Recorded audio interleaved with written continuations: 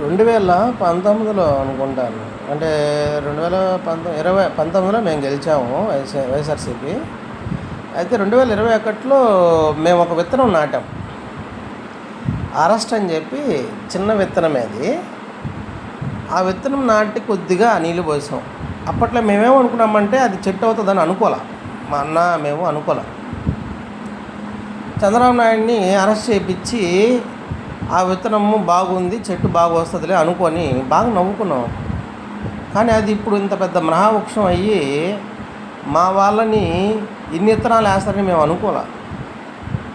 మేము అప్పుడు కానీ ఉంటే ఆ విత్తనం అప్పుడు వేసేవాళ్ళం కాదు.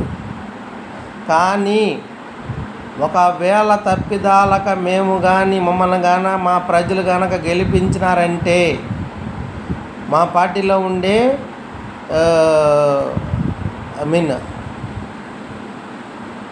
అసమానత్వాన్ని, అకృత్యాలని, ఓకేనా, మోసాలని ఇవన్నీ గనక ఇష్టపడి, అర్థమైంది, మేము చేసే మోసాలన్నింటినీ ఇష్టపడి మమ్మల్ని గనక గెలిపించారనుకోండి 2029లో మేము ఒక విత్తనం 2 విత్తనాలు కాదు, మీరు ఇప్పుడు 10 విత్తనాలు వేస్తున్నారు.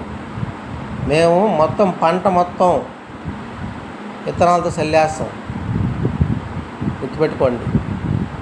మా అన్నని మీరు తక్కువ అంచనా వేస్తున్నారు.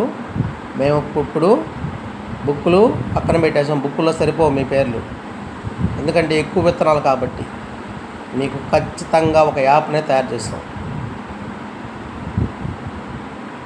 రెడీగా ఉండండి.